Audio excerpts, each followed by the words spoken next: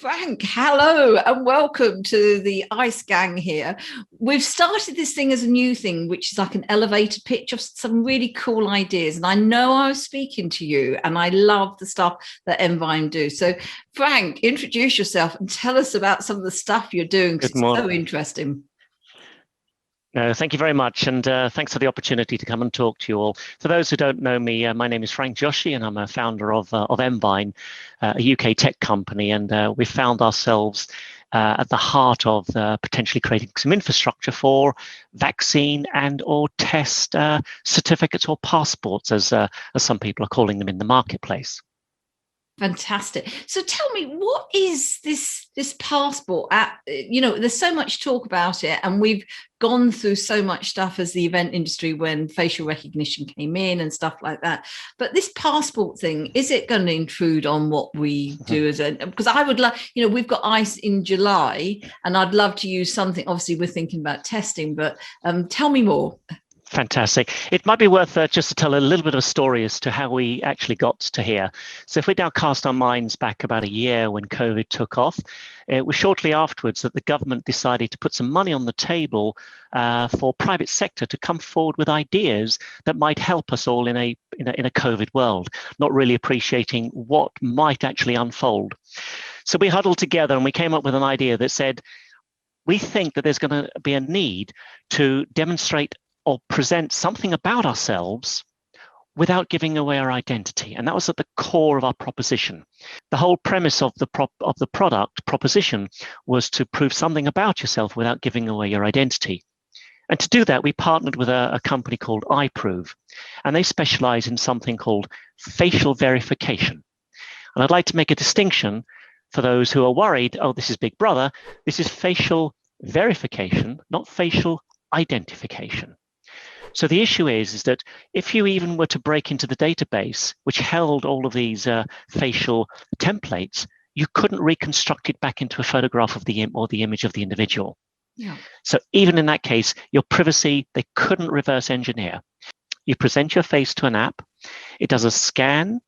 Again, it doesn't hold a picture, it holds a mathematical model. You're then given. It's so different. You're then given a unique code, or you could, if you wanted to, use your name or something personal to you.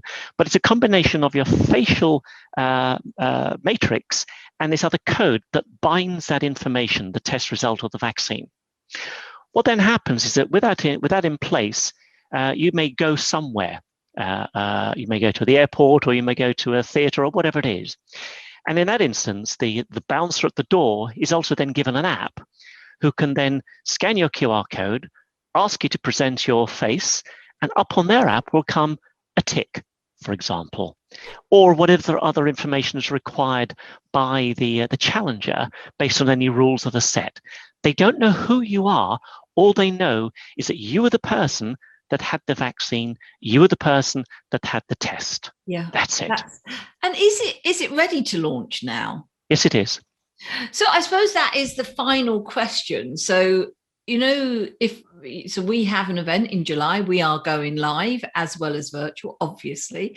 Can I use this system at something like ICE?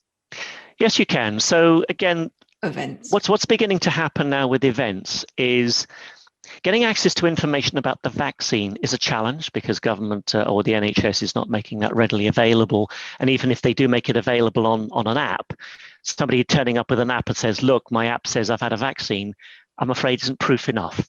Yes. They have to turn up with their passport as well. And then somebody's got to do a reconciliation of the two pieces of information. So you've got a challenge at the point of challenge, yes, shall we say. Yes. What is beginning to happen is that that prior to the event, like traveling at an airport, that you've had a test, perhaps 24, 48 hours in advance. Yeah. And on that basis, everybody's happy to attend the event because they all know that they don't have, or within the last 48 hours, they've been tested not to have COVID. Do you think we are going to be able to do it in July, use the system in July at an event? Yes. So the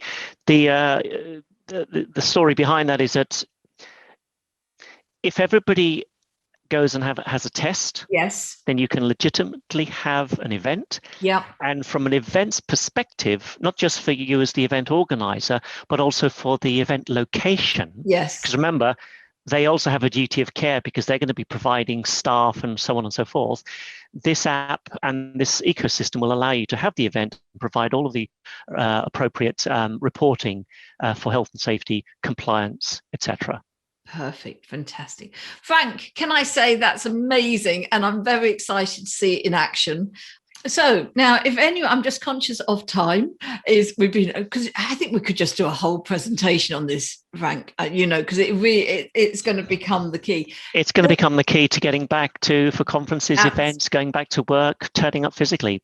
Absolutely.